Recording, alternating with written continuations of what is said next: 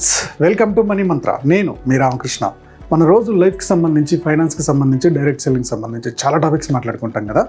ఈరోజు మన సబ్స్క్రైబర్ ఒకతను ఒక కామెంట్ పెట్టాడు. ఆ కామెంట్ ఏంటంటే, మ్యూచువల్ ఫండ్స్లో డబ్బులు పెట్టకండి, అవి జీరో అయిపోతాయి, మన డబ్బు లాస్ అయిపోతాము అని చెప్పేసి కామెంట్ పెట్టాడు. నిజంగా అబ్బాయికి నాలెడ్జ్ ఉండి పెట్టాడో, నాలెడ్జ్ లేక పెట్టాడో, అది నిజమో అబద్ధమో మనం ఒకసారి ప్రాక్టికల్గా లెక్క చూద్దాం. ఈ వీడియో మనకి స్పాన్సర్ చేస్తున్నవారు పేటిఎం మనీ యాప్. ఈ యాప్ ద్వారా ట్రేడింగ్ చేసుకోవచ్చు. ఇది డీమ్యాట్ అకౌంట్ అనమాట. దీన్ని వాడడం అనేది చాలా ఈజీ ప్రాసెస్ అనమాట. ఇందులో మనం లైవ్ ట్రేడింగ్ చేయొచ్చు, గోల్డ్లో కూడా ఇన్వెస్ట్ చేయొచ్చు, ఈటీఎఫ్లో ఇన్వెస్ట్ చేయొచ్చు, నేషనల్ పెన్షన్ స్కీమ్ ఇన్వెస్ట్ చేయొచ్చు, మ్యూచువల్ ఫండ్స్లో కూడా ఇన్వెస్ట్ చేయొచ్చు. నా క్లయింట్ ఒక అతనికి జరిగిన ఎక్స్పీరియన్స్ మీకు చెప్తా. అతను ఒక 25 lakhs మ్యూచువల్ ఫండ్లో ఇన్వెస్ట్ చేసి ఉంచాడు. ఆ ఫండ్ ఒకసారి 10% వచ్చింది, ఒకసారి 16% వెళ్ళింది, ఒకసారి 15%. ఇలా యావరేజ్ తీస్తే 5 yearsలో అది 12%కి వచ్చింది.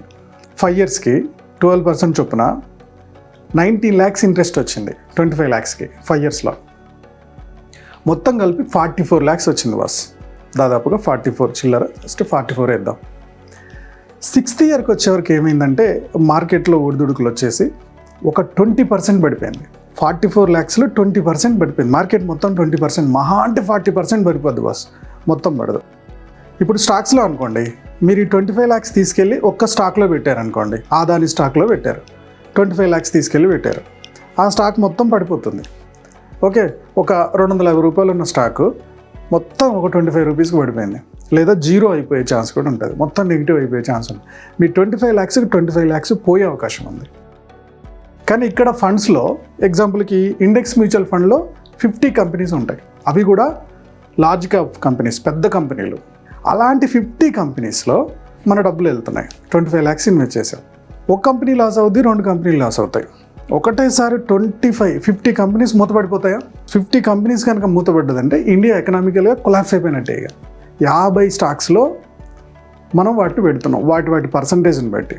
ఈవెన్ ఏ మ్యూచువల్ ఫండ్ తీసుకున్నా సరే, కొన్ని మ్యూచువల్ ఫండ్స్ 150 కంపెనీస్లో పెడుతుంది, 250 కంపెనీస్లో పెడుతుంది, లేదా 300 కంపెనీస్, 400 కంపెనీస్లో మన డబ్బులు ఇన్వెస్ట్ చేస్తారు. మిడ్ క్యాప్, మల్టీ క్యాప్ అనుకోండి, డిఫరెంట్ కంపెనీస్. స్మాల్ క్యాప్ అనుకోండి, ఇంకా డిఫరెంట్ కంపెనీస్. ఒక కంపెనీలో పెట్టావు, 200 కంపెనీలు ఒకటేసారి లాస్ అవ్వవు కదా. సేమ్ ఇలానే మార్కెట్ మొత్తం డల్ అవుతుంది. ఇండెక్స్ డల్ అయిపోయింది అనుకుందాం, మొత్తం ఇండెక్స్ డల్ అయిపోతే 20% పడిపోయింది, లేదా మ్యాక్సిమం 40% బాస్. ఇప్పటిదాకా అంతకన్నా మించి పడలా. ఈ 20% పడింది అంటే 8,80,000, దాదాపుగా 9 lakhs పడిపోయింది అనుకుందాం.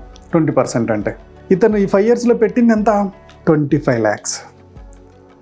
ఎక్స్ట్రా ఎంత వచ్చింది? 19 lakhs. ఇప్పుడు పడిపోయింది ఎంత? 9 lakhs. అంటే 25 lakhs అంతే ఉంది. ఎక్స్ట్రా వచ్చిన వడ్డీ ఉంది కదా, ఆ వడ్డీలు 9 lakhs పోయింది, ఇంకో 10 lakhs ప్రాఫిటే ఉంది. ఇక్కడ జీరో ఎక్కడైంది?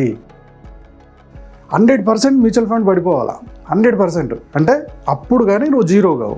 మ్యూచువల్ ఫండ్లో జీరో అవ్వడానికి ఛాన్స్ ఏడుంది? ఒక కంపెనీ కాకపోతే ఇంకో కంపెనీ లేస్తుంది కదా. ఇప్పుడు 250 కంపెనీల్లో ఇన్వెస్ట్ చేశాడు ఈ మ్యూచువల్ ఫండ్ అమౌంట్, 50 కంపెనీలు డల్ అయిపోయినాయి, మిగిలిన 200 కంపెనీలు ప్రాఫిట్ వస్తుంది. ఆ లాస్ని ఈ ప్రాఫిట్ని బ్యాలెన్స్ చేసి నీకు 12% అంటున్నాడు కదా, ఎక్కడ జీరో అవుతుంది? ఓకే, సో మా క్లయింట్ చేసిన పని ఏంటో చూద్దాం. 5th year అయిపోయింది కదా, 6th yearకి వచ్చేవరకు అది 9 lakhs లాస్లో ఉంది. సడన్గా ఇప్పుడు ఉద్యోగం పోయింది, తనకి ఒక 6 months జాబ్ లేని పరిస్థితిలోకి వచ్చేసింది. సడన్గా ఉద్యోగం పోయేవరకు మరి ఇల్లు ఎలా నడవాలా? మ్యూచువల్ ఫండ్లో నుంచి డబ్బులు తీద్దాం అనుకున్నాడు. మరి మ్యూచువల్ ఫండ్ ఆల్రెడీ లాస్లో ఉంది కదా, ఇతనికి నెలకి ఒక 50,000 కావాలా ఇల్లు గడవడానికి, అవి తీద్దాం అనుకున్నాడు. సో మనం ఇచ్చిన ఐడియా ఏంటంటే, అవి తీయకు, నువ్వు వాటిని అంతే ఉంచు. నీకు ఒక 1 yearలో ఉద్యోగం వస్తుందా? వస్తుంది. 50,000 చొప్పున సంవత్సరానికి ఎంత అవుతుంది నీకు ఖర్చులకి? ఒక 6 lakhs అవుతుంది.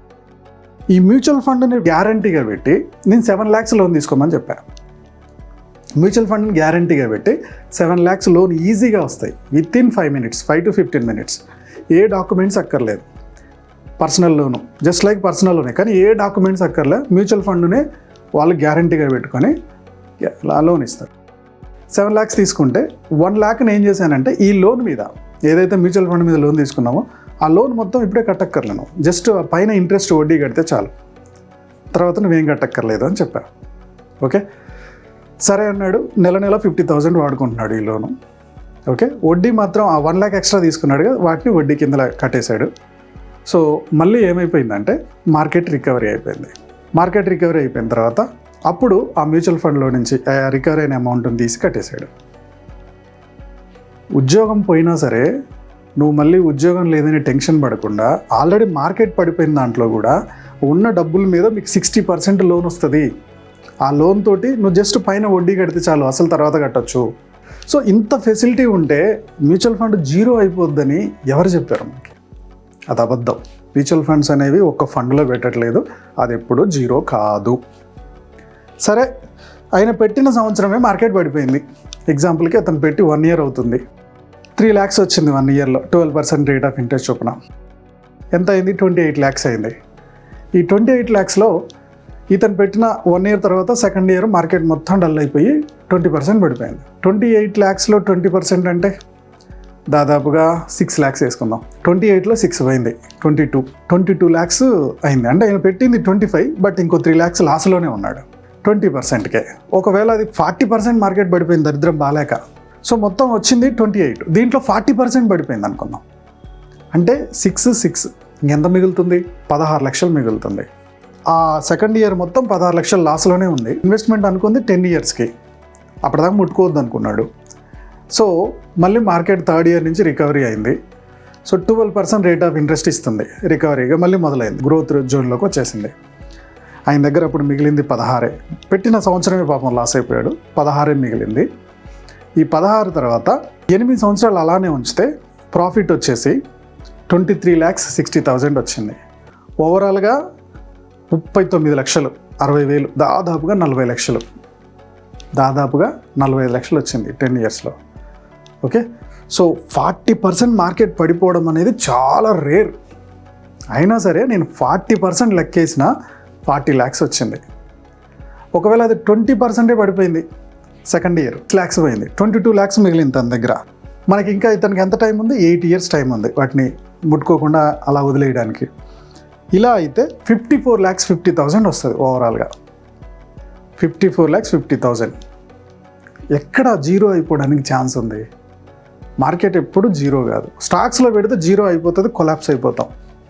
ఈవెన్ ఒక్కోసారి ఈటీఎఫ్స్లో కూడా 50-50 ఛాన్సెస్ ఉంటుంది. మ్యూచువల్ ఫండ్లో అలాంటి ఛాన్సే ఉండదు, భయపడాల్సిన అవసరం ఏమీ ఉండదు. ధైర్యంగా ఒక మంచి కంపెనీని చూజ్ చేసుకోండి, మంచి ఫండ్ చూజ్ చేసుకోండి, కొద్దిగా లాంగ్ రన్లో పెట్టండి. ఒక బేసిక్ రూల్ చెప్తా, మీరు పెట్టిన డబ్బు సేఫ్ జోన్లోకి రావాలంటే 12% రేట్ ఆఫ్ ఇంట్రెస్ట్ ఇచ్చేదైతే మీ డబ్బు డబుల్ కావడానికి 6 years పడుతుంది. 25 lakhs పెడితే మీ అమౌంట్ ఇంకో 25 lakhs అవ్వడానికి 6 years పడింది అనుకుందాం. ఆ తర్వాత ఎంత మార్కెట్ పడుతున్నా మీ 25 లక్షలు అసలు అంతే ఉంటుంది. మార్కెట్ పడిపోయింది, మీ వడ్డీలో నుంచి పోయింది అనుకోండి, లెక్క ప్రకారం మాట వరుసగా చెప్తున్నా, మీ వడ్డీలో నుంచి 10 లక్షలు పడిందా, మీ 25 లక్షల నుంచి 10 తగ్గుతుంది. 5 లక్షలు పడిందా, మీ 25 లక్షల నుంచి అసలు సేఫ్ జోన్. వడ్డీలో వేరియేషన్ అవుతుంది. ఇలాంటప్పుడు లాంగ్ రన్లో బెటర్ కదా. సో ఎప్పుడు కూడా మ్యూచువల్ ఫండ్ నేను సంవత్సరానికి 2 సంవత్సరాలకు పెట్టమని ఎక్కువ ఎంకరేజ్ చేయను. మినిమం 7 years, మ్యాక్సిమం ఎంత సాధ్యమైతే అంత పెట్టండి. దాన్ని ఒక సేవింగ్ అకౌంట్లో వాడుకోండి. వచ్చిన డబ్బులలో చిన్న అమౌంట్ కూడా అందులో యాడ్ చేసుకుంటూ వెళ్ళిపోండి. మార్కెట్ పెరుగుతున్న కొద్దీ మీకు అవసరమైనప్పుడు విత్డ్రా చేసుకుంటూ ఉండండి. ఓకే, సో బెస్ట్ ఆప్షన్ అవుతుంది మ్యూచువల్ ఫండ్ అనేది. బెస్ట్ ఆప్షను, జీరో అవడానికి ఛాన్స్ లేదు, భయపడాల్సిన అవసరం ఏమీ లేదు. ఓకే ఫ్రెండ్స్, ఈ వీడియో మీకు నచ్చింది అనుకుంటున్నాను. నచ్చినట్టయితే లైక్ చేయండి, కామెంట్ చేయండి, షేర్ చేయండి. మా యూట్యూబ్ ఛానల్ చూస్తున్న మా వ్యూవర్స్ అండ్ సబ్స్క్రైబర్స్ లైఫ్లో ఎప్పుడు కూడా గొప్పగా స్థిరపడాలని కోరుకోవడంలో మనీ మంత్రం ముందుంటుంది. Go self made.